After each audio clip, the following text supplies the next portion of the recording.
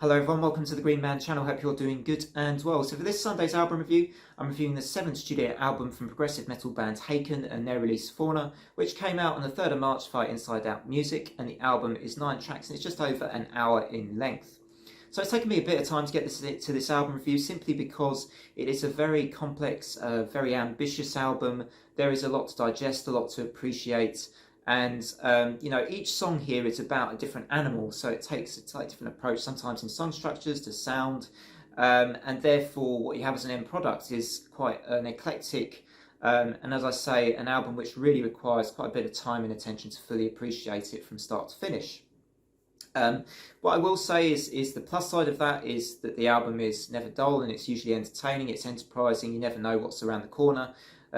The downside is that I think unless you're willing to put in the time and you're willing to be patient to listen to this and appreciate that it's not going to be possible to really appreciate it with just a few listens, it's going to be quite bewildering. And I think if you're more orientated towards progressive kinds of music, then you'll probably really quite enjoy this album. But if you're not, I suspect you might find it more of a challenge and you may not be so interested in this kind of very kind of offbeat and progressive metal style that Haken adopt.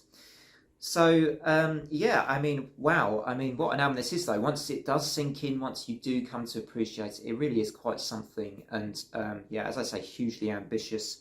Each song is about an animal, or it is about an animal's relationship with humans, and it's kind of a little bit philosophical, I think, as well.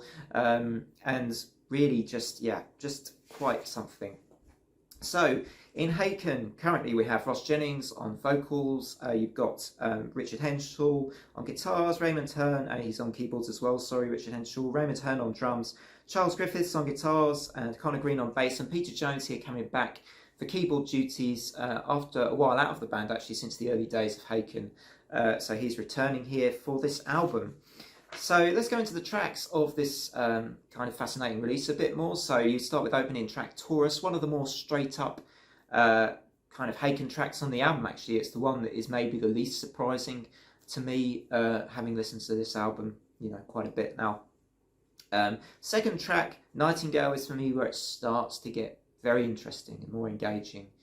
But you still have, familiar Haken sound, still sounds like a relatively familiar Haken track for its longer length. Alphabet of Me is perhaps one of the more stranger tracks on the album, where Ross Jennings is kind of experimenting with some different vocal stylings here, even bringing in delivery of vocals that made me think of a sort of urban or R&B song at one point, and that was interesting.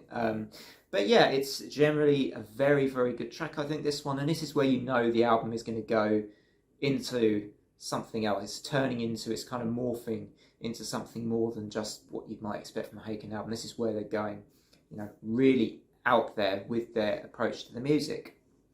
I think there's a moment in that track as well where you get some interesting jazzy breaks in the music as well. Sempiternal Beings, longer track, very strong though. You get the gent stuff coming in here. It teases you well with the sort of the bigger, heavier moments in the song as well. I really liked Beneath the White Rainbow, one of my favourite tracks on the album, because it had some great transitions, including a moment where it switches from that really kind of pretty heavy and crushing riff into the staccato, this staccato jazzy section where it kind of goes boom, boom, boom, boom, boom, boom, boom, and it's just very cleverly transitions from the heavy rhythm to that sort of section. I just thought that was great. And yeah, the album goes from strength to strength for me from that point on, from Beneath the White Rainbow. I mean, you get tracks like Love Bites, a catchier but very memorable, so therefore very memorable song on the album with beautiful harmonies. Ross's vocals really soar on this song, really enjoy Love Bites. And Elephants Never Forget is another track I want to talk about, which is one of the longer cuts on the album. That always remains interesting throughout its 11-minute length. And perfectly I think represents the Elephants in the way that it's delivered. It's kind of stompy, it's genty, but it's interesting. It's kind of heavy at times. The transitions are really neat, really well executed. So there's a lot to enjoy here. I think my final score for this album, it's a tricky one to score in a way, because if you're just scoring on the basis of musicianship here, this album is close to a 10 out of 10 for me.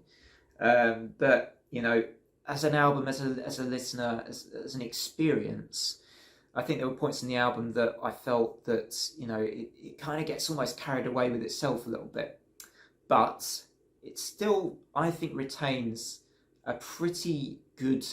Once you've understood the album and you've appreciated it and it's sunk in, you do realise it is something of a really well crafted, really clever album.